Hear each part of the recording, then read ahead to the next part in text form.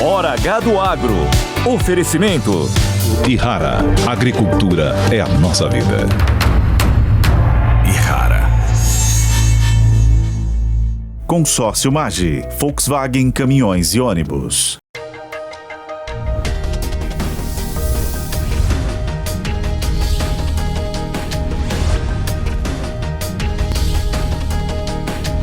Hora H do Agro, com Kellen Severo. Olá, sejam muito bem-vindos ao Hora H do Agro, um especial Macro Tendências no Agronegócio, e vamos aos destaques de hoje. Uma pesquisa da consultoria McKinsey revelou que 70% das empresas já utilizam a inteligência artificial nas atividades do dia a dia. A gente vai entender quais são as tendências para esse setor e como a tecnologia está sendo adotada no agro no mundo todo. E mais, combustível novo à vista. A planta que produz a tequila pode revolucionar um tipo de etanol aqui no Brasil. E tem empresas investindo alguns milhões em pesquisa para tornar o agave a próxima inovação na criação de etanol. E você vai ver também fungos, bactérias, insetos e muito mais. Como o mercado de insumos biológicos está crescendo no Brasil e já revoluciona a tecnologia no campo. Nas últimas 4 safras, movimentação financeira do segmento cresceu mais de 200%. E você vai ver também as tendências para as profissões no agronegócio. A consultoria Robert Half revelou que o cargo mais demandado no agro paga até R$45 mil por mês. Todas essas tendências e muito mais no Hora H do Agro, que já está no ar. Uma pesquisa da consultoria McKinsey revelou que 70% das empresas já utilizam inteligência artificial nas atividades do dia a dia. A gente vai entender agora as tendências para este setor do agro e como a tecnologia está revolucionando as rotinas. Veja só, outro dado interessante é o que você está vendo na tela. As empresas estão utilizando a inteligência artificial para realizar mais de uma função nos negócios. 72% das companhias já utilizam a inteligência artificial para uma ou mais funções. Veja também que há um aumento no uso da inteligência artificial para realizar mais tarefas na comparação de 2023 com 2024. No agronegócio, a McKinsey revela que o potencial que o uso da inteligência artificial tem, a analítica combinada com a inteligência artificial generativa, pode gerar ao setor com uma estimativa acima de 100 bilhões de dólares em valor econômico, ou seja, é um mercado crescente. A consultoria explica que a inteligência artificial analítica é aquela que resolve tarefas específicas, fazendo previsões com base em conjuntos de dados bem estruturados e regras pré-definidas. Já a inteligência artificial generativa se refere a aplicativos que processam conjuntos grandes e variados de dados não estruturados, incluindo dados geoespaciais, meteorológicos e realizando mais de uma tarefa. Ela pode gerar novas ideias, identificando padrões, principalmente quando se trata de tarefas complexas. E quando o agro junta essas questões, o resultado está nessa tela que você vê aí, que mostra o potencial de geração de valor econômico no agro. Os setores que estão sinalizados em preto são os que possuem maior potencial de ganho econômico com o uso da inteligência artificial, como nas operações que envolvem fertilizantes e equipamentos agrícolas, por exemplo. Em azul são as áreas que têm potencial médio e em cinza um menor potencial, é o que apontou a consultoria. E a gente vai em frente para entender o que vem por aí no mundo da inteligência artificial associado ao mundo dos negócios e do agro brasileiro.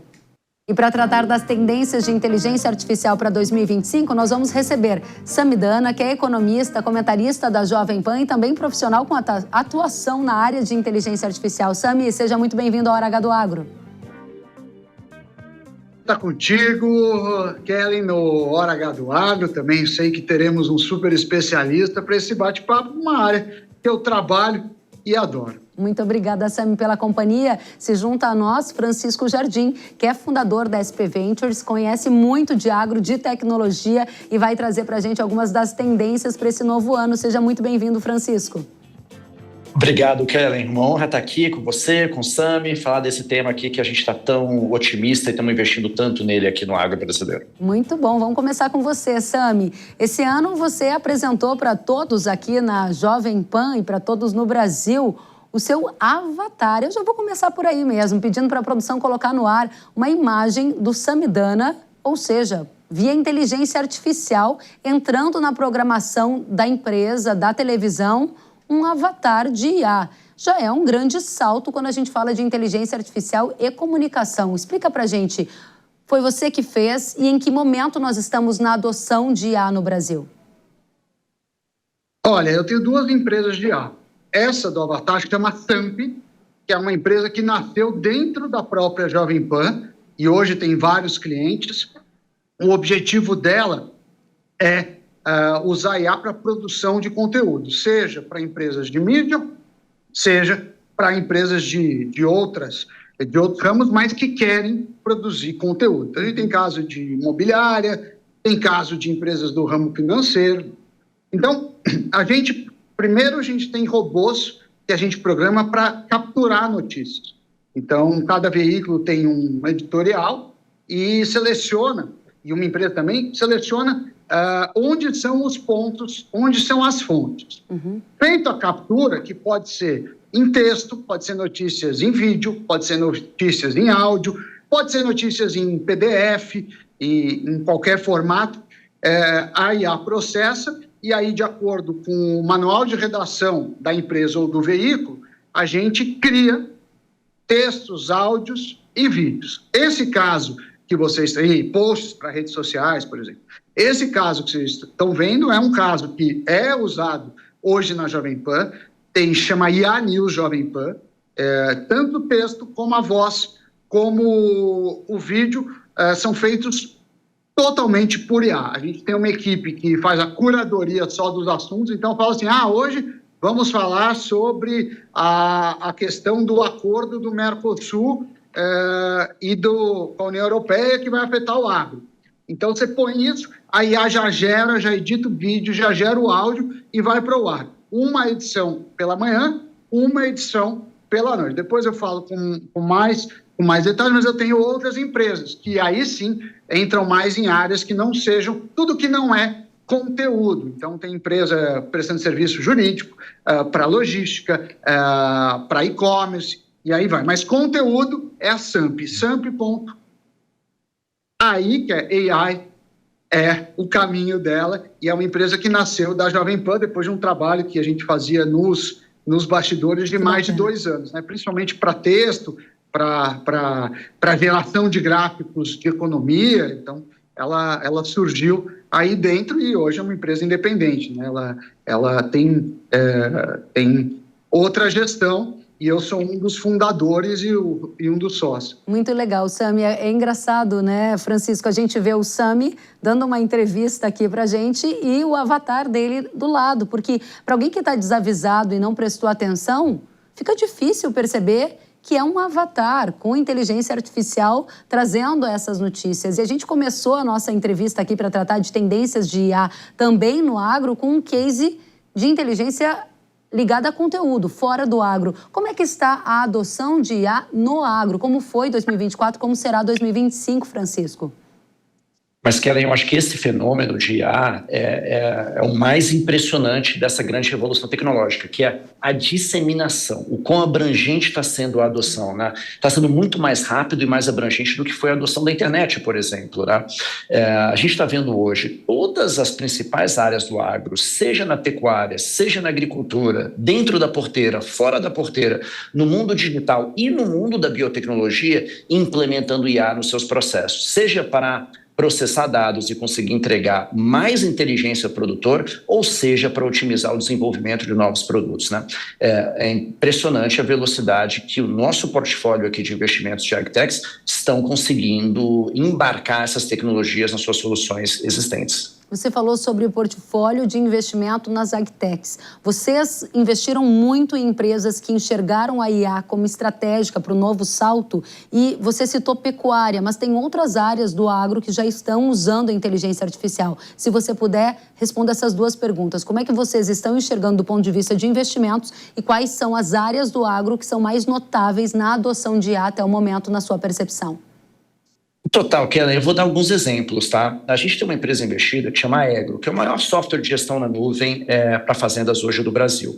Ela acabou de fazer uma parceria com o Google, com o Gemini, para desenvolver ferramentas conjuntas usando a sua base de produtores e dados, trazendo soluções de IA diretamente para a tomada de decisão. Aqui vai desde identificar dentro das fazendas que rodam na plataforma onde que a gente poderia estar utilizando itens de produtividade do produtor, até produzir conteúdo para conseguir atrair mais produtor para a plataforma, né? Então esse é um exemplo. Um outro exemplo que está realmente surpreendendo a gente pela velocidade da adoção é a cadeia de insumos biológicos. Quando a gente começou a investir em insumo biológico aqui no Brasil há mais de 10 anos, as empresas não tinham nenhum bioinformata, era sempre biólogo, engenheiro agrônomo, tocando as companhias, fazendo P&D, desenvolvendo e vendendo. Hoje, toda empresa de insumo biológico, seja biodefensivo, seja biofertilizante, que bate a nossa porta, já tem pelo menos um bioinformata na sua operação. E o uso de inteligência artificial permite a bioprospecção acelerada de micro-organismos, mas também permite a formulação de muitos micro-organismos dentro de um produto só, fazendo os cálculos e antecipando como que aqueles micro-organismos vão conseguir coexistir e entregar uma solução mais completa produtora. Então, a bioprospecção e o lançamento de novos produtos fica muito mais acelerado e eficaz com a IA. Interessante que você fala em processos mais acelerados, em ganhos, né, de eficiência. Eu volto para você, Sami, pegando justamente esse link. Eu vejo você viajando diferentes áreas do Brasil, fazendo palestras dirigidas a um público que quer saber de IA. Qual é a sua percepção sobre o uso da inteligência artificial em todos os demais setores da economia, não só o agro? E o que mais as pessoas te perguntam, o que mais elas têm interesse de saber nesse sentido de acelerar processos, de ganhar eficiência? Eu acho que tem um grande gargalo no Brasil, que é a falta de programadores de alto nível para criar os próprios modelos. Então, isso dá por dois motivos, né? É uma formação muito específica, que muitas vezes é assediada internacionalmente. Então, tenho vários amigos que são brasileiros e moram aqui, mas trabalham para empresas lá fora. Então, esse é o primeiro problema. O segundo problema, o segundo problema é que ainda a gente está, aí eu estou falando da maior parte das empresas, ela está ainda numa fase mais de curiosidade do IA. Então, você vê, olha, uma IA que faz uma música, olha, uma IA que faz planilha, olha, uma IA disso. E aí eu vejo o caminho sendo um facilitador. Então, eu tenho bons casos em que a gente fez poucas coisas de modelos próprios, mas que a gente conseguiu integrar. Então, você fala assim, ó, a gente vai pegar esse IA e integrar dentro do sistema do cliente, E eu acho que esse seria um passo intermediário até a gente ter de fato os próprios modelos de IA. Mas só integrar dentro do sistema do cliente já tem um ganho de produtividade enorme. Às vezes, você, para agro, por exemplo, você tem alguma coisa de reconhecimento de imagem que pode auxiliar na produção. Isso conectado ao sistema que o cliente já tem, já dá um salto qualitativo muito significativo. Interessante. Francisco, você concorda com a visão do Sami de desafios ligados à mão de obra, que é uma mão de obra que está bastante assediada, né? Você acha que pelo setor agro, tem algumas fronteiras, às vezes até geográficas, se torna mais difícil que a gente adote a IA em larga escala, na velocidade que outros setores, a exemplo de áreas de tecnologia, já estão adotando, em função desse aspecto de mão de obra? Kellen, eu vou te falar até um outro ângulo que endereça a mesma questão do Sami, mas que mostra o tamanho da oportunidade, né? O que a gente está vendo com as startups do agro? Hoje, com o IA, você precisa de menos programadores para desenvolver um produto e lançar uma ferramenta, porque o IA permite a escala do desenvolvimento de software, né? Então, um bom desenvolvedor hoje, usando inteligência artificial para desenvolver um código e desenvolver um produto, ele consegue fazer o que antes você precisava de 4, 5, 6 desenvolvedores, né? Então, as startups estão ficando muito mais enxutas, estão conseguindo ser muito mais produtivas e, por um lado, está sanando esse ponto da gente não ter uma quantidade competitiva com a Índia, com os Estados Unidos, de engenheiros e programadores, né? Então, eu acho que vem até como uma solução para esse nosso problema de gargalo de desenvolvedor de software.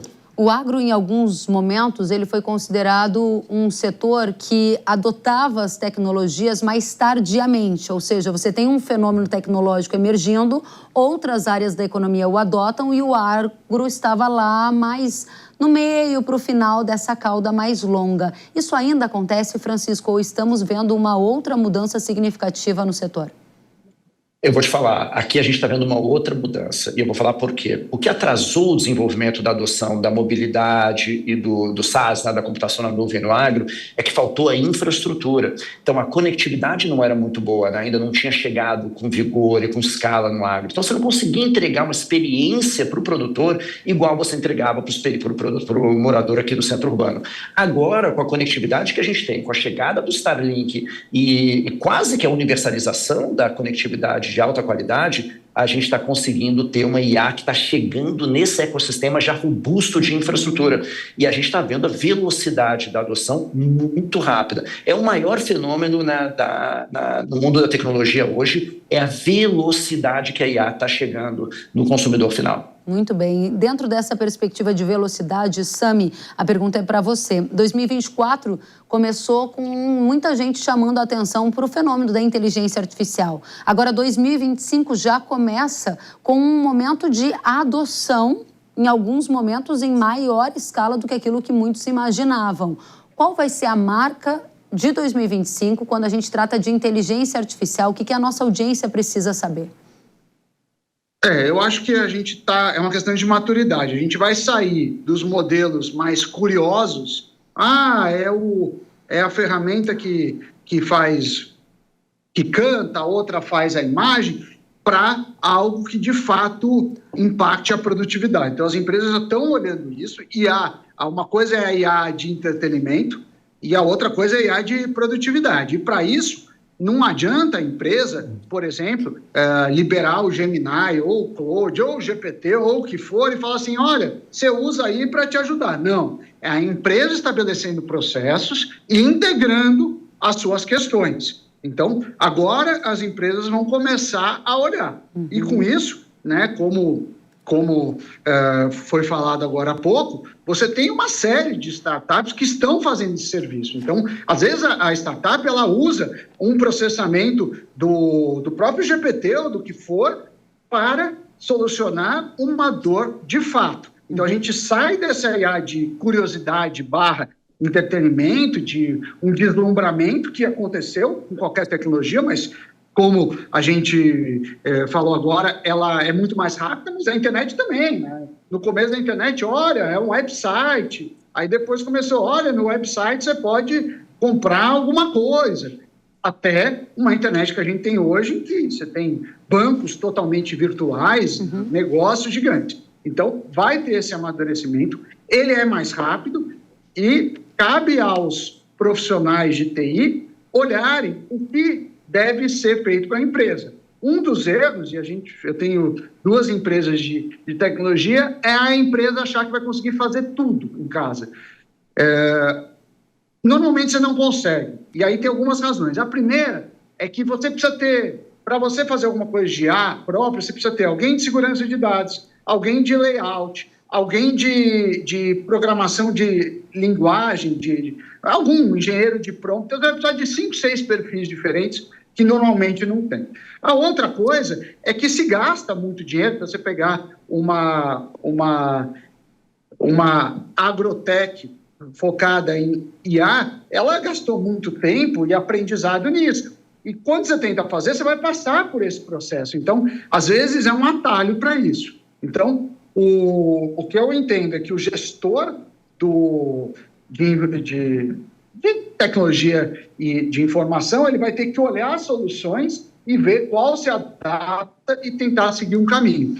E aí, claro, depois você vê que se adapta e tem um caminho, aí você fala, estamos usando com volume, talvez vale construir um modelo em paralelo e não usar pronto até essa conta se fechar. Interessante esse aspecto que você, Sami, traz sobre sair da esfera da curiosidade, amadurecer o uso da inteligência artificial e passar para um novo estágio, que é o estágio de resultados. Francisco, você também trazia alguma coisa nessa direção quando você falava sobre a usabilidade, né? Você começa a ver a inteligência artificial capturando os dados que já estão disponíveis nos diferentes setores do agro e transformando esses dados em insights para melhoria de processos. Isto ainda é algo que está na dinâmica das metas para 2025 ou já tem empresa tornando isso realidade e com um dado efetivo de quanto melhorou de resultado a partir desse processo?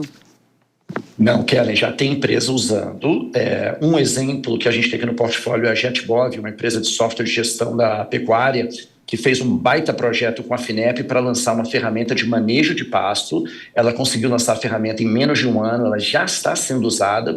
Na agricultura, a gente sempre precisa de tempo para mensurar os resultados, né? Sempre precisa esperar passar uma safra, uma estação de monta. Então, a gente vai conseguir fazer uma avaliação melhor do impacto exato ano que vem, mas a gente está vendo já que os impactos são incríveis, né? A gente está vendo duas grandes áreas nesse tsunami que é a IA em termos de produtividade. Então, primeiro são as ferramentas que chegam até o produtor e entregam para ele, via um avatar turbinado por IA, uma recomendação nova que ele não conseguia ter. A outra são aquelas soluções maiores setoriais, como logística e como serviços financeiros, que estão sendo turbinadas por IA, estão conseguindo trazer serviços mais eficientes, mais otimizados, mais rápidos, mais democráticos, né, para muitas vezes a base da pirâmide que não conseguia ter esse tipo de acesso, mas que já está chegando sim. Ano que vem eu acho que os resultados vão estar muito mais fáceis de demonstrar, mas esse ano já estão sendo entregues. Muito bacana. Samidana, você acha que 2025 vai ser marcado por qual questão, especificamente falando de IA? Você já deu uma pista.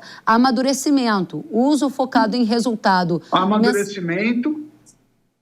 Pode continuar. E produtividade, assim, principalmente no agro. O agro é movido a números, assim, em vários casos você tem commodities, e aí tudo que aumenta a produtividade vai ser adotado. E eu acho que o Brasil tem andado nesse sentido. A gente ainda não tem os modelos próprios, não tem na grande maioria. A gente ainda não tem os profissionais, tudo bem, mas você consegue fazer esses ajustes e essas integrações. Esse é o passo desse momento. Claro, tendo resultado e tendo mais fôlego, vamos supor o caso do ChatGPT, que é um caso que toda a audiência conhece. Eu estou usando tanto o ChatGPT que está ficando caro, porque a gente está falando o uso profissional, que é o uso que você paga por token, não sei o que lá. Que uma hora você vai falar, olha, não faz sentido eu pagar tanto, eu vou criar meu próprio modelo. Eu acho que o agro vai no mesmo caminho. Vamos com soluções prontas, vamos testar soluções. Essas que estão pagas, principalmente por uso, quando começar a ficar caro, eles vão falar, então eu vou investir próprio para parar de alugar. Porque quase tudo em IA você paga por processamento. O custo da IA é processamento. É processamento por nuvem, é placa que você tem que comprar. Então, eu acho que vai nessa toada, e eu acredito que o agro é um dos setores mais abertos a isso. Por quê? Porque hoje já é um setor muito de alta produtividade, de alta tecnologia, e o produtor faz conta. E essa ideia, né, que o pessoal que assiste aqui a Hora do Agro já sabe que o agro é aquela coisa mais caipira e distante da tecnologia, não existe. Hoje o agro tem as maiores tecnologias, inclusive o Brasil exporta tecnologia no agro em várias culturas. Muito legal. Obrigada, Sami, pela última alerta aqui para a nossa audiência. Francisco, a sua mensagem final, porque muita gente ainda pode estar nos ouvindo e dizendo, caramba, eu não adoto nada de IA no meu negócio, e eles estão falando de amadurecimento do processo para um novo salto. Como a gente faz para integrar todo mundo e não deixar ninguém de fora? Porque quem não adotar tecnologia vai ficar para trás? Essa é a pergunta da nossa pauta para você dar a sua mensagem final. Tem que despertar curiosidade, tem que ir atrás, tá? Pegando esse último ponto do Sami, a gente estava estudando aqui na empresa recentemente a placa e a plataforma tecnológica que o Elon Musk deve lançar ano que vem para competir com a NVIDIA, né? Deve dar um salto em cima do que a NVIDIA está entregando. Então, a velocidade que a gente vai aumentar, baratear custo, democratizar acesso, E a quantidade de dinheiro que os fundos de capital de risco nos Estados Unidos estão investindo nisso vai continuar a ter muita inovação nesse setor por muitos anos. Então, hoje, quem ainda não despertou a curiosidade e o interesse nesse setor e não foi atrás, vai ficar para trás muito rápido. Poucas revoluções tecnológicas vão deixar tantas profissões obsoletas quanto essa. O Sam me deu uma aula aqui do jornalista que não estiver investindo nisso, está ameaçado. A mesma coisa para o agrônomo, a mesma coisa para o produtor, tem que estudar. É ameaça por um lado, mas é oportunidade para o outro. Excelente, muito bom começar 2025 com vocês trazendo esse alerta, esse chacoalhão em muita gente aqui para a nossa audiência. Samidana, economista, comentarista da Jovem Pan, empresário da área de IA, obrigada pela sua presença. Francisco Jardim, fundador da SP Ventures, com muito conhecimento no agro e trazendo aqui as inovações do setor e de fora do setor para a gente. Voltem sempre, foi um prazer recebê-los. Até a próxima. Obrigado, tchau, tchau. Obrigado, foi um prazer conversar com vocês dois. Um feliz 2025 para todos. Que seja um excelente ano para o agro. Obrigada, Sami. Tchau, Francisco. Valeu. Tchau, Kelly. Tchau, Sami. Obrigada. A gente segue adiante ainda falando de inteligência artificial. Pesquisadores da Embrapa desenvolveram uma tecnologia de baixo custo que promete trazer uma revolução também para o manejo hídrico na agricultura. Utilizando inteligência artificial, o sistema monitora em tempo real parâmetros como temperatura das folhas, radiação solar, umidade do ar, para identificar sinais de estresse hídrico nas plantas. Quando detectada a necessidade, o dispositivo aciona automaticamente o sistema de irrigação, garantindo mais eficiência no uso da água, que é um recurso crucial para todo o setor. Com leituras realizadas a cada minuto e transmissão dos dados em radiofrequência de baixo consumo energético, a tecnologia é acessível para médios e pequenos produtores. Segundo a Embrapa, uma parceria com o setor privado pretende lançar essa tecnologia comercialmente em até 2 anos. E já que a gente está falando de inovação, a minha pergunta é: você já ouviu falar em agave? Não? Sim? E em tequila, você já ouviu falar? Pois é, o agave é a planta da espécie das suculentas e é a principal matéria-prima da tequila. Também do sisal, aquela fibra que é usada em muitos casos para a produção de tapetes, cestos, cordas. Mas o que essa planta faz para estar aqui no Hora H do Agro e chamar a nossa atenção? É que ela tem um grande potencial de transformar a matriz energética, especialmente na região do semiárido nordestino. Isso porque, a partir dessa planta do agave, é possível também produzir biocombustível. A agave é resistente a condições climáticas mais extremas e ele surgiu como uma alternativa promissora para produzir etanol em algumas regiões onde outras culturas enfrentam dificuldade com o tempo seco. Essa planta tem ganhado tanto destaque que a Shell, gigante do setor de combustíveis, está apostando em um programa de pesquisa e desenvolvimento para explorar o potencial do agave. Vamos saber já sobre essa inovação com o Gonçalo Pereira, que é pesquisador da Unicamp, e o Alexandre Breda, que é gerente de tecnologia de baixo carbono da Shell Brasil. Primeiramente, Alexandre, seja muito bem-vindo. Gonçalo também, um prazer tê-lo aqui conosco. Muito obrigado, Kelly. Prazer. Oi, Gonçalo. Boa tarde. Muito bom, obrigada a vocês. E Gonçalo, quero começar com você, né? Por que apostar nessa planta para produzir biocombustível? A gente tem cana-de-açúcar, tem milho, mas essas culturas não funcionam muito bem lá no semiárido, por isso a aposta no agave? Conta pra gente. Bom, exatamente esse o ponto. Quer dizer, a única coisa que a gente não consegue inventar é terra, né? Todo o resto a tecnologia consegue dar um jeito, terra não. E o que a gente tem no Brasil é exatamente isso. Mais de 10% do país é feito da área que a gente chama de sertão, né? Que vai desde o norte de Minas até lá o norte do Nordeste. Só para se colocar em perspectiva, são cerca de 104 milhões de hectares, né? O Brasil tem 850 milhões de hectares. Então, eu diria o seguinte, é a nossa nova fronteira agrícola.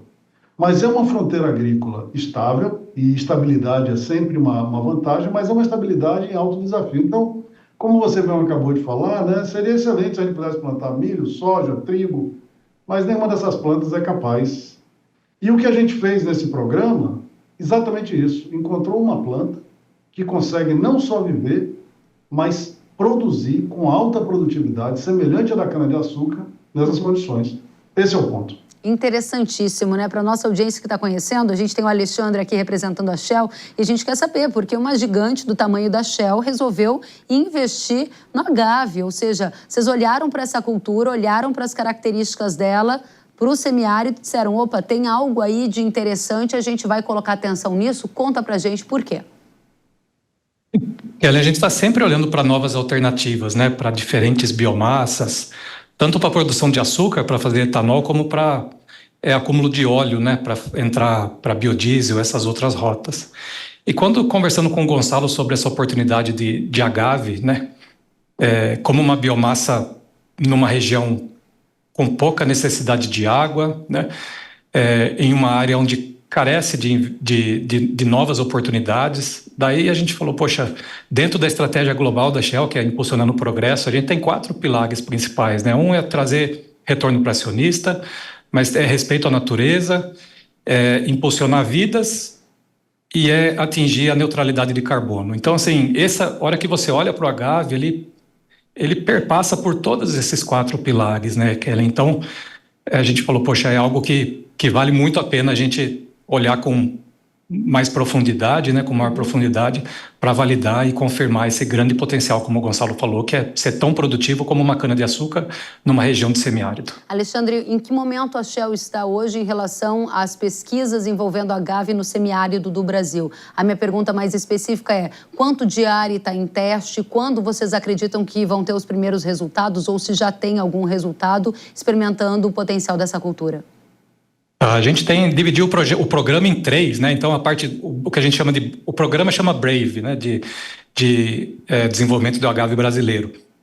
E a parte do bio, que é para olhar para a planta, qual que é a melhor variedade, são mais de 200 variedades de agave. Então, qual que é a melhor, mais produtiva para essa região brasileira, né? Então, toda essa parte de entender genoma, entender melhoramento genético, descobrir algum mecanismo de acelerar o crescimento dessa planta, olhar para a análise de ciclo de vida para ver qual que é a pegada de carbono do ciclo todo. Então, esse que é o que a gente chama de Brave Bio, que está sob a liderança direta do Gonçalo, lá na Unicamp, né? E depois a gente tem mais 2 pedaços, que é o Brave Mac e o Brave Indy, que está com um parceiro lá na Bahia, que é o Senai Cimatec, né? E dentro do Brave Mac, olhar para a mecanização, já que essa cultura hoje não é mecanizada, ela é toda manual. E quando você fala em escala de biocombustível, é escala, você precisa mecanizar essa cultura, né? Então a gente está desenvolvendo lá máquinas para plantio, desenvolvendo protótipos para máquina de colheita, tudo para tentar trazer essa cultura para uma outra escala. E a outra é o Brave Indy, que é o processamento dessa biomassa. Como que eu pego essa biomassa, processo e transformo em etanol de primeira geração, etanol de segunda geração, biogás, biochar, e o que mais que eu posso extrair dessa planta, né? Então, é assim que a gente dividiu. A gente começou agora em novembro, a gente completou 2 anos desse projeto, e a gente tem alguns resultados que o Gonçalo já tem algumas patentes depositando, que acho que ele pode falar melhor também, né? É isso que eu gostaria de saber, Gonçalo. Aproveitando o link que o Alexandre me deu, quais são os resultados que nós já temos até agora? Divida conosco, por favor. Olha, alguns resultados fundamentais. Primeiro, para a gente ter esses plantios comerciais, a gente precisa de ter essas plantas em grande volume. E como o Alexandre falou, nós temos cerca de 200 espécies dessas plantas que têm características específicas. Então, quais as melhores dessas plantas para as nossas condições? Então, a gente já conseguiu um laboratório de multiplicação em grande escala, né, in vitro, de diversas dessas plantas. Nós já colocamos pelo menos 15 dessas variedades no campo, em ambiente de sertão. Muitas delas nunca estiveram nessa condição, como a própria agave tequilana, que é responsável pela produção de tequila no México. O crescimento dessas plantas após cerca de 1 ano é incrível naquela região ali de Jacobina, né? Nós estamos vendo que a quantidade de água necessária para o crescimento dessas plantas é muito pequena. Essas plantas têm uma característica diferente da cana e mais parecido, por exemplo, com o eucalipto, é que elas têm um início de crescimento muito lento. Elas demoram, né, de mais ou menos 2 a 3 anos para começar a acelerar o crescimento e chegar na sua plenitude em 5 anos. Então, a gente está com diversas moléculas que a gente tem dobrado a velocidade de crescimento dessas plantas em laboratório, levando agora para o campo, para ver se a gente consegue os mesmos resultados. A gente está vendo também que a gente pode pegar uma parte significativa da planta, converter em biochar. O que é o biochar? Biochar é uma espécie de carvão, sabe? Um carvão aerado, que é uma maravilhosa casinha, né, para micro-organismos. E quando a gente coloca esse material para o agave crescer dele, o agave quase que dobra a sua velocidade de crescimento, lembrando, em laboratório, e esse biochar, né, que a gente coloca no campo, ele sequestra carbono. Então, veja, você tem uma planta que, se você pegar uma parte da cultura e converter em biochar, você vai ter um aumento significativo da velocidade dessa planta, e uma parte do CO2 que foi capturado para fazer a planta vai ser sequestrado. Então, Kelly, um etanol que você faça de uma planta como essa vai ser um etanol carbono negativo, não é nem neutro, ele é carbono negativo. Interessante essa perspectiva. Então, a gente está com as análises de ciclo de vida desse tipo de processo. Então, é uma quantidade realmente de resultados extraordinário que o time conseguiu aí nesses primeiros 2 anos, com um apoio fundamental aí do Breda, não só a parte de fomento, mas também o apoio intelectual, de saber as direções, né, para onde ir, que eu tenho absoluta certeza que isso vira comercial em muito pouco tempo. Muito bem. Para a gente fechar e dar aqui uma mensagem para a nossa audiência nesse início de 2025, que está vendo inovações no setor agro, fora de todas as premissas básicas, né? A gente está vendo aqui etanol lá no semiárido a partir de novas tecnologias. A Shell tem, na sua aposta mais otimista, que ela possa chegar no etanol de agave no Brasil, até quando? Sendo uma meta otimista a partir desse projeto que já completou 2 anos, hein, Alexandre? A gente é um projeto de pesquisa ainda, né, Kelly? Então, são 5 anos de projeto, a gente começou em 2022, então até 2027 a gente espera trazer todas as respostas que a gente busca, para daí sim tomar uma decisão, né? De como trazer essa pesquisa para algo comercial. Mas hoje nosso foco está realmente em provar que é uma cultura viável, que gera biomassa em abundância, que consegue ser transformado em diversos produtos, para daí sim em 2027 a gente ter uma decisão embasada em fatos científicos, né? Excelente, a gente vai estar aqui atentos às informações para dividir com a nossa audiência. E, Gonçalo, nós estamos no Hora H do Agro e muitos agricultores querem saber se tem aí mais uma oportunidade de renda. Você acredita que virá daí uma oportunidade adicional para o agro brasileiro? Eu não tenho dúvida nenhuma, inclusive isso já começou. Além do Brave, né, que a gente está produzindo de etanol, a gente começou já imediatamente uma outra iniciativa chamada Arraques, uma brincadeira com aquele filme Duna, né? E quando a gente... O maior produtor de sisal do mundo é a Bahia, é o Brasil, né? Uhum. E quando você produz sisal, de cada folha do agave, da agave sisalana no caso, você usa apenas 5%, que é a fibra.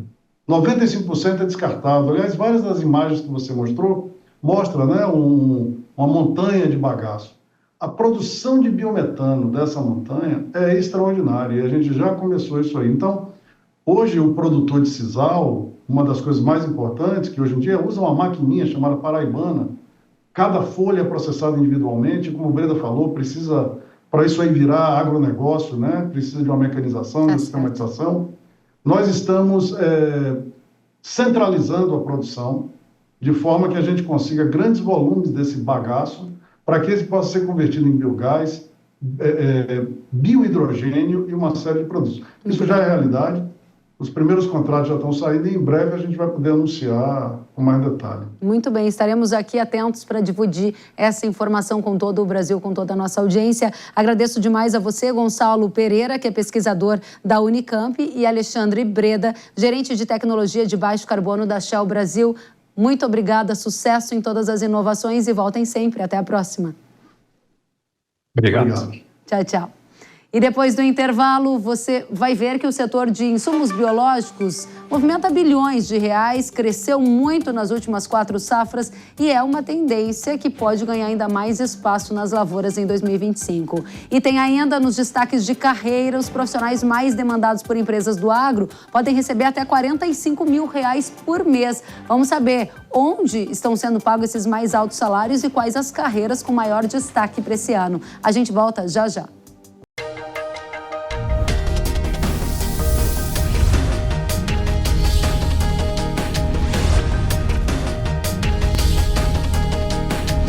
Hora H do Agro, com Kellen Severo.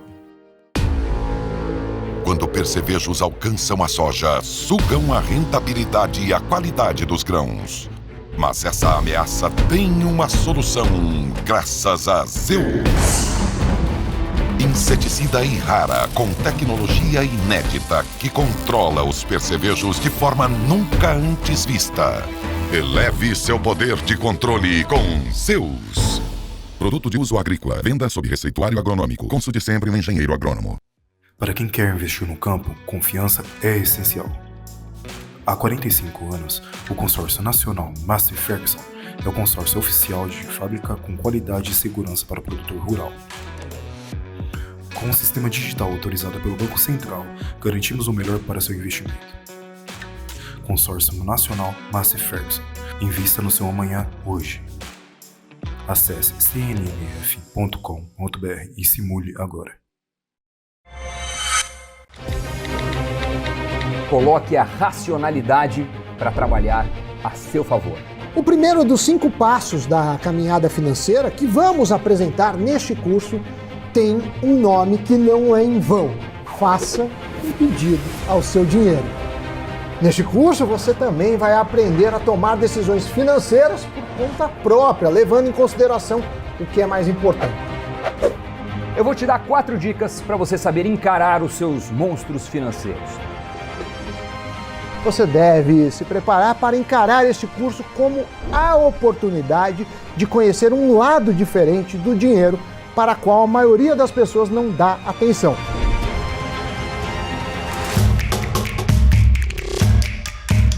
Acesse newcursos.com.br e comece a fazer as pazes com as suas finanças.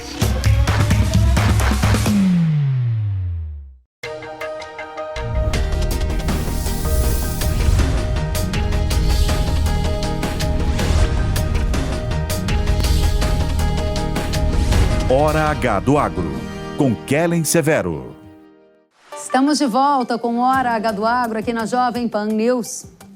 Um levantamento realizado pela consultoria Kinetec revelou que o mercado de insumos biológicos tem crescido de forma expressiva. Na temporada 23-24, essa que já passou, esse segmento movimentou mais de 4 bilhões de reais, crescimento superior a 200% no período de 4 safras. E a gente segue adiante olhando para as culturas mais especificamente. No caso da cultura da soja, ela é a que tem maior representatividade para o setor de bioinsumos, com 44% da movimentação financeira neste mercado de bioinsumo. Aí na sequência aparece o milho, com 33%, e a cana, com 13%. Esses 3 principais cultivos somados totalizaram 90% da movimentação financeira nesta área. Os bioinsumos, eles são produtos feitos a partir de micro-organismos, materiais vegetais, orgânicos ou naturais e utilizados nas lavouras para combater pragas, doenças, por exemplo, ou até atuar na fertilização das plantas. Muitos agricultores têm adotado essa tecnologia e gostado dos resultados. Será ela uma das grandes tendências para 2025? A gente vai saber agora com o Vitor Hugo Leite, que é coordenador de inteligência de mercado. Vitor Hugo, seja bem-vindo ao Hora H do Agro. Olá, Kellen, prazer estar falando com você e todos os espectadores do programa. Obrigada a você pela companhia. Diga pra gente, Vitor Hugo, há uma tendência de incremento no uso de bioinsumos agora para 25, 26, acompanhando esses resultados das últimas safras que vocês estudaram? Com certeza, Kellen, a gente já tem um histórico bastante robusto de informação, né? A gente fala com mais de 15 mil produtores anualmente, capturando manejo, capturando tendência de mercado, né? Já temos mais de 20 anos também de histórico e fica nítido, Kellen, quando a gente olha, né, esse período de captura de manejo, a força que vem ganhando os insumos biológicos de maneira geral, né? É uma tendência global por toda a questão de sustentabilidade envolvida, mas muito também porque o desafio brasileiro cada ano está mais agressivo, está maior, né? A gente tem muitas vezes a perspectiva de 3 safras, né, realizadas a depender da região brasileira, que naturalmente é muito positivo em termos de produção, mas traz consigo também diversos desafios, né? Como você ter hospedeiro para praga o ano todo, isso naturalmente vai demandando soluções altamente eficientes no decorrer dos anos, no decorrer da produção. Tá? E o biológico vem pegando um espaço importante nesse mercado. Eu acredito, né, a gente também olhando as tendências da pesquisa, que isso deve se manter bastante aquecido aí para os próximos anos. Você falou sobre sustentabilidade, sobre manejo. O agricultor quer resultado e os bioinsumos associados aos químicos ou de maneira independente têm dado resultado. Essa é uma das premissas básicas para entender que a partir de 25 ou até nos próximos anos continuará a ser uma tendência no agro nacional? Tem dado resultado, Kelly, com certeza, né, a gente vê uma tendência bastante positiva. Eu acho que tem três fatores importantes que a gente pode elencar como provas disso, né? Os nematicidas, num tempo um pouco mais longínquo, né? Os bionematicidas com índice de eficiência bastante representativo, tanto aplicações no sulco quanto no tratamento da semente, né? Tem tratamento industrial, tratamento feito na propriedade, e mais recentemente a gente pode elencar a cigarrinha do milho, que se a gente pegar anteriormente em 2019, ela tinha uma adoção relativamente pequena, mais concentrada em algumas regiões, justamente por essa questão de ponte verde, né, cultivos em mais de uma safra em algumas regiões, ela, né, se perpetuou, a adoção cresceu muito e o milho de segunda safra é uma cultura onde a janela é muito curta para esse produtor, né, ele não tem margem para errar, ele passou a buscar híbridos com características de resistência ou tolerância ao complexo de pesamento transmitido pela cigarrinha, usou mais químico com a extensão de bula de alguns produtos, antigamente para lagarta, para percevejo, e começou a usar bastante biológico, tá? Isso deu resultados bastante positivos, a cigarrinha segue como uma praga muito relevante e essa adoção do biológico não caiu, tá? E recentemente, para a soja, né, na safra ali 23, 24, a última colhida, o boom da mosca branca, né? A gente teve uma safra muito seca, principalmente no Mato Grosso, recorde de replantio, favoreceu muito, né, ali o desenvolvimento da mosca branca e o biológico também aproveitou essa oportunidade, entrou pegando uma parcela de mercado importante. A gente vê, sim, isso atrelado à eficácia desses produtos, tá? Até por isso, deve ser uma tendência positiva aí também para os próximos anos.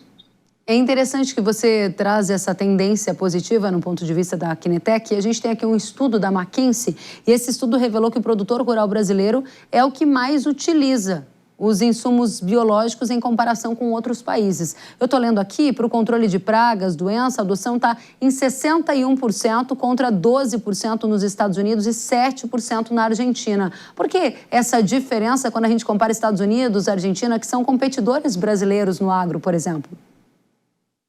Exato. Eu acredito que, primeiro, né, a gente está passando por anos cada vez mais quentes, né, obviamente não só no Brasil, isso tem encurtado os ciclos das pragas, né, e tem aumentado a sua pressão, e aqui também a possibilidade da gente fazer 2, 3 safras a depender da região, né, então isso favorece em questão de hospedeiros para esse tipo de alvo, né, e o produtor brasileiro está aberto, né, obviamente sendo atrelado à eficiência, sendo atrelado a um bom controle, conseguindo ter essa eficiência no campo, eu acho que tende sim a ter uma abertura cada vez maior. Eu acho que ainda tem algumas barreiras a serem rompidas, né, em termos de familiaridade, em termos de modo de ação, né, de elucidar para a grande maioria do mercado brasileiro como isso age, né, mas isso já vem acontecendo numa medida um pouco menor, mas olhando para frente eu acho que é uma tendência bastante positiva de capitanear ainda mais o desenvolvimento desse mercado. E agora, para a gente fechar, diga para a nossa audiência quais são as 3 questões principais que o pessoal do agro precisa saber sobre as tendências nesse mercado de bioinsumos. Você já trouxe alguns dados para a gente amarrar a sua visão de futuro para 2025, mensagem-chave para ficar para nós. Olha, Kelly, recentemente a gente teve uma notícia importante, né, a aprovação da lei dos bioinsumos, né, no mercado brasileiro, que regulamenta sobre a questão de produção, sobre a questão de utilização, né, isenta de registro aquelas produções feitas para utilização própria, né, on-farm.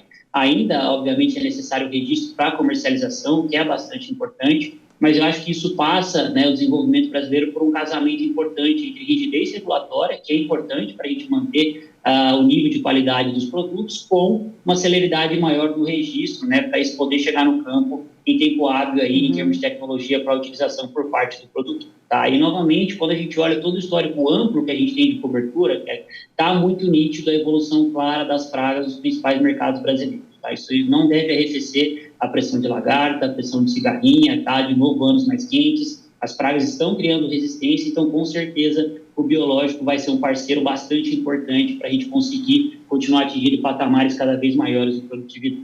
É interessante, né, que você fala um parceiro, seja na associação com químicos, seja usado individualmente nessa busca incessante do agro por melhores resultados. Vitor Hugo Leite, coordenador de inteligência de mercado, obrigada pela presença. Volte sempre ao Hora H do Agro. Obrigado. Até a próxima. E um levantamento realizado pela empresa de recrutamento Robert Half revelou quais são os profissionais mais demandados no agronegócio brasileiro e quais são destas vagas as que melhor pagam. A gente tem alguns dados para dividir com vocês. Gerentes de crédito, gerente de barter, gerente de vendas foram algumas das profissões mais procuradas em 2024. Na sequência, vagas de representante técnico de venda, gerente de operações e de qualidade também aparecem aí no top 6 de profissões em alta. Já entre as profissões mais bem pagas no agro, o destaque foi para a vaga de gerente de crédito, com salários de R$ 45 mil para profissionais com experiência. As vagas de gerente de barter, vendas e qualidade também reportaram salários entre R$ 33 e R$ 28 mil mensais. Agora a gente vê algumas profissões do setor agro que também estão aí em destaque. Por exemplo, representante técnico de vendas com salários médios de R$ 14 mil, cientistas de dados, R$ 12 mil de salário e mais outras profissões que estão destacadas na TV para quem nos assiste neste momento. E aí você pode estar se perguntando, mas e quais regiões do país que pagam melhor? Como é que estão as demandas por profissionais do agro? Então, no interior do país, veja que há procura em regiões principalmente de Mato Grosso, oeste da Bahia e na região norte. Polos com alta demanda no agro foi o que reportou a Robert Half nessa pesquisa que a gente traz para você aqui na Jovem Pan News. Vamos aos detalhes com o Leonardo Bertos, gerente da Robert Half, que está conosco. Seja muito bem-vindo, Leonardo. Muito obrigado pelo convite, é um prazer estar com vocês. Para a gente também é uma honra tê-lo aqui conosco, especialmente para dizer quais são os rumos das carreiras do agro em 2025. A gente acabou de mostrar alguns estudos mostrando que algumas profissões estão pagando até R$ 45 mil por mês. Que tipo de característica essas vagas têm para pagar esse valor que é bastante atrativo? Olha, essa notícia e conversar sobre isso é muito bom porque a gente está falando do principal mercado empregador no Brasil, é uma das principais atividades econômicas. E todo e qualquer segmento de mercado onde existe valorização, é importante para quem está acompanhando a gente entender que isso está diretamente relacionado à qualificação e especialização, ou seja, o domínio da função e o domínio intelectual daquilo que a gente exige. Se a gente olhar o que existe em comum em todas essas posições que a gente está destacando como a grande valorização e como posições que vão ser altamente buscadas em 2025, o que existe em comum entre elas não é só a remuneração bastante atrativa, mas a exigência técnica, a exigência em termos de formação acadêmica, pessoal e até de experiência prévia no sentido de vivência dentro daquela carreira, vivência dentro daquele universo. Então, se a gente puder colocar, esse mercado está altamente aquecido, 2, a disputa entre os atores que compõem o mercado do agronegócio por essa mão de obra, o que faz com que a demanda seja alta e naturalmente pressiona o comportamento salarial, mas a base de tudo isso é o conhecimento. Interessantíssimo. Eu li a pesquisa de vocês no detalhe e também me chamou a atenção uma diferença que vocês estabeleceram com outros segmentos da economia brasileira no agro. Há um roubo de talentos, digamos assim, porque como é difícil atingir esse nível técnico, a senioridade para algumas posições, há uma disputa dentro do próprio segmento. Se há um profissional se destacando ali, às vezes a concorrente vai lá e pega. E isso torna também a questão salarial um dos atrativos para, nessa disputa, fazer o profissional demandado permanecer na minha companhia e não na sua? Essa é a lógica? É bem por esse caminho, Kellen. O que acontece é que a gente tem a cadeia de serviço do agronegócio como um todo. Quando eu me refiro à cadeia de serviço, todas as empresas e segmentos que compõem o chamado agronegócio, ela vai de uma base muito operacional, de trabalho manual ali na lavoura, naquelas zonas de agricultura familiar, até grandes latifúndios com tecnologia empregada, passando as grandes multinacionais que trabalham na transformação da matéria-prima. Então, da base do mercado até a ponta final de consumo, a gente tem diferentes níveis de profissionalização, diferentes níveis de especialização e negócios que às vezes são a forma como o negócio, como a empresa existe, ela é muito diferente entre si. Então, o agronegócio, por definição, ele é um setor onde ele tem presente ali muitas especificidades. E a empresa, como qualquer empresa, ela tem o objetivo de alcançar o diferencial competitivo. Diferencial competitivo pode ser a tecnologia, pode ser o preço, pode ser a cadeia logística, mas tudo isso gira em torno de pessoas. Então, recrutar alguém que já conhece, já vive, já entende a dinâmica desse Brasilzão afora, de estar dentro do campo, de como isso chega na sua mesa como um produto final, acelera esse processo. Muito bem. E um dos grandes desafios do agronegócio é o ganho de eficiência operacional, é a agilidade. E pessoas estão diretamente relacionadas a isso. Então, contratar dentro do segmento, em tese, torna esse processo um pouco mais fácil e faz com que as empresas busquem, dentro da sua própria concorrência, essa mão de obra, porque ela já vem um pouco mais pronta, um pouco mais preparada. Muito bem. Há pouco a gente mostrava ainda a pesquisa de vocês com algumas das regiões do país onde está mais aquecido o mercado de trabalho no agro. As apostas para 2025 ou as tendências, melhor do que apostas, que você enxerga para a nossa audiência que está assistindo e quer saber onde vai ter vaga que paga bem no agro em 2025. O agronegócio, ele está presente no Brasil como um todo. Então, a gente pode afirmar que sim, você vai ter vagas espalhadas por todas as regiões.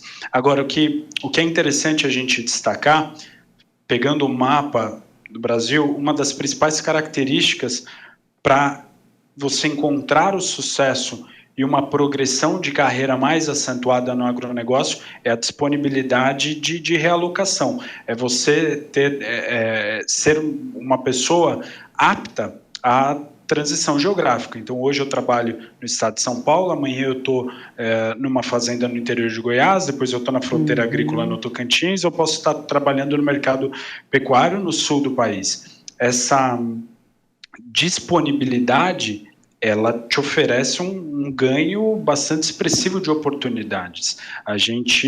O agronegócio é um segmento que acontece no Brasil como um todo, não só nas grandes capitais, como alguns outros segmentos que demandam um polo econômico às vezes mais ativo ou organizado no entorno de uma mesma estrutura ou de um mesmo perfil de empresas. Essa é a grande notícia, a notícia boa, é um mercado que vai continuar crescendo, vai continuar se desenvolvendo, e isso independe de grandes movimentos econômicos, porque a gente fala no agronegócio como um mercado com grandes oportunidades no sentido de profissionalização de processos, de tecnologia embarcada, de transformação tecnológica. Isso faz com que o mercado se movimente independente dos movimentos macroeconômicos, em que pesa o fato de que a gente está indo para um movimento positivo em 2025. Excelente, que bom que o movimento é positivo, que há oportunidades no agro e que, para quem tiver essa disponibilidade, pode haver até salários mais altos, a depender de toda a capacidade técnica e senioridade do profissional. Leonardo Berto, gerente da Robert Half, muito obrigada por dividirem conosco aqui as perspectivas de carreira para o agro em 2025. Volte sempre. Muito obrigado pelo convite, é um prazer estar com vocês. Até a próxima. E agora eu tenho um recado para você. Se você ainda não conhece Zeus, chegou a hora de elevar a produtividade da soja com uma proteção nunca antes vista. Zeus é o inseticida Ihara que oferece um elevado controle para percevejos, mosca branca, lagarta das vagens e tripes. Testado e aprovado pelos produtores, Zeus tem rápido efeito de choque contra os insetos, agindo de forma sistêmica, por contato e ingestão, e com efeito translaminar, o que confere uma proteção completa para a lavoura. Na última safra, a mosca branca e percevejos causaram prejuízos, reduzindo a qualidade dos grãos e a produtividade em até 30% em alguns casos. Mas agora, graças a Zeus, a soja conta com uma inovação tecnológica de alta performance para o campo. Na hora H, eleve a sua produtividade a um novo patamar com Zeus da Ihara. Visite ihara.com.br ou aponte a sua câmera para o QR Code na tela e descubra agora a melhor proteção contra os insetos da soja. O Hora H do Agro de hoje fica por aqui. Até a próxima semana. Tchau.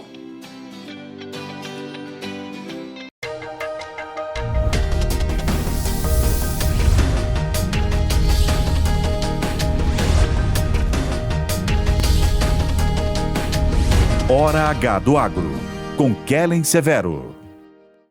A opinião dos nossos comentaristas não reflete necessariamente a opinião do Grupo Jovem Pan de Comunicação. Realização Jovem Pan News.